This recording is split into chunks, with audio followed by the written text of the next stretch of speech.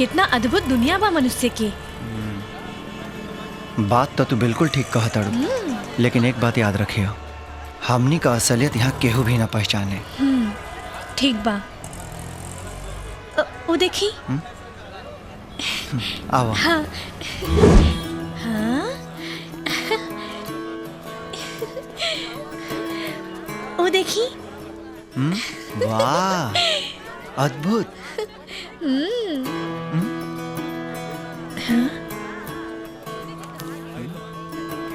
हम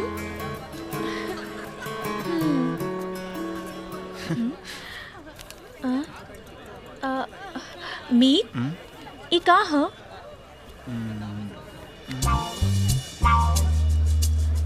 हमरा बुझाता ई मनुष्य चलचित्र के माध्यम से अपन प्रचार करा रहल बड़े। हाँ, एकदम सही कहा तानी।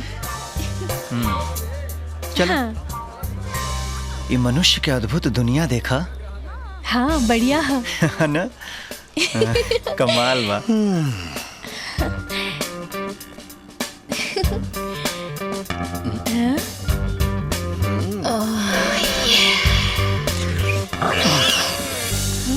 मीत, ई मनुष्य ऐसे काहे देखता? ई नयन सुख लेता ना। चलो ई जैसे चली।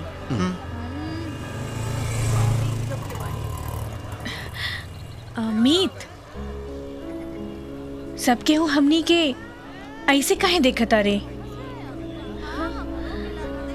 हमरा बुझाता हमनी के वेशभूषा ए लोगन से बिल्कुल अलग बा, यही वजह से घूरता ने। हमरो के भी ऐसे नहीं लागता, पर कोनो उपाय तो करे के पड़ी ना।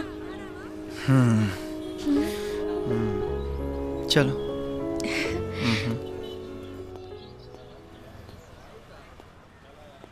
एगो बात बताई तो। हाँ मीत। हाँ, मनुष्य के वस्त्र। या ब्रो, मोहन डार्लिंग, मुझे पता है यार, इस सूट बूट में तो तुम एकदम सलमान खान लगोगे।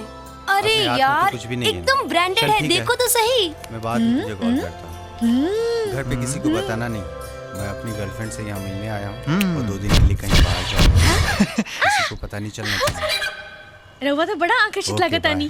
हाँ। अच्छा।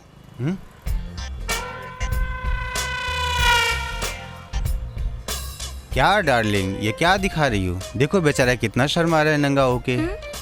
ओह माय गॉड, अरे यार, इसके तो पूरे कपड़े ही गायब हो गए। अरे डोंट वरी डार्लिंग, जो तुम देखना चाह रही हो ना, वो मैं तुम्हें बेडरूम में दिखा दूंगा, ठीक है? और सुनो, मैंने तुम्हारे लिए कुछ सलवार सूट पसंद किया, आके जरा देख लो।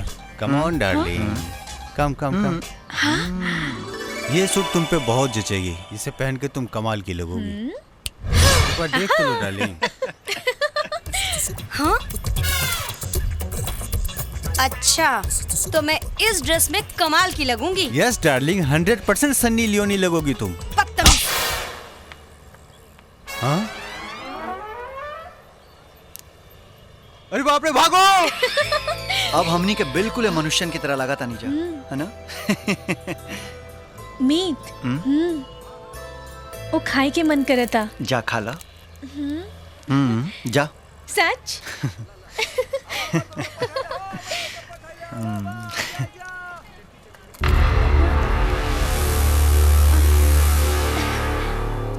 अरे देवी,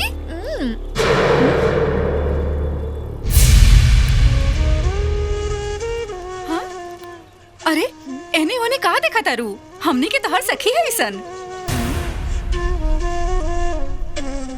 3 दिन से तू घर से गायब बाड़ू। तोहर माई बाबूजी तोहरा ला बहुत परेशान बड़े। हम चलो, अब घरे चलो। चलो ना, चलो। हम जाएंगे। चलो जा। चलो बाबा। अरे चलो चलो, हम बानी ना तो। जल्दी चलो। जा। उठा उठा ना। चाचा देखा, बेटी आ गईली। देवी, चाचा संभाला सकी के मार्केट में बेचैली। हाँ, हमार बिटिया रानी कहाँ चल गल रहलू?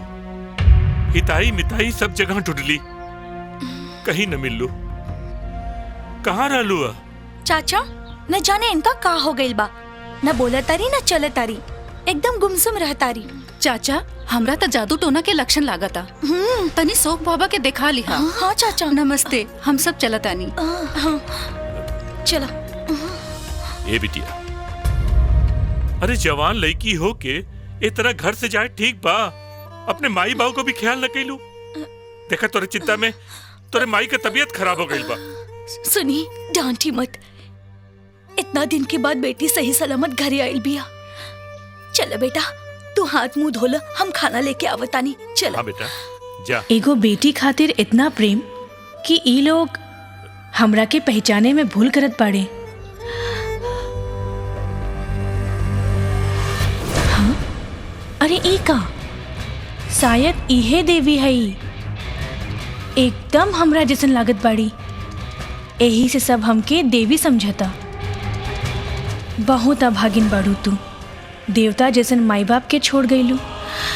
अब तोहार फर्ज हमरा के निभावे के पड़ी। अपना मीत से दूर रही के। चल ना रे। अरे मेमोरी, ये तो अर्जुन भैया लगत बड़ा। अरे अपन अर्जुन भैया, अपन अर्जुन भैया। अरे हमारे जिला जवान के शान, हमार जान अर्जुन। अरे अर्जुन भैया, अरे अर्जुन भैया, अपन अर्जुन भैया। अर्जुन भैया, तोहरा बिना टूर जैसन हाल हो गए रहे। मूछ दाढ़ी कटा के जेल से अइला के बाद अपन दोस्तन के भुला गइला का?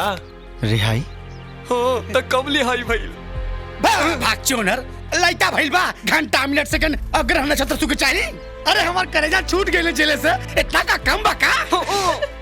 अर्जुन, तोहरा के देख के हमनी से ज्यादा खुशी तो चाची के हुई। चाची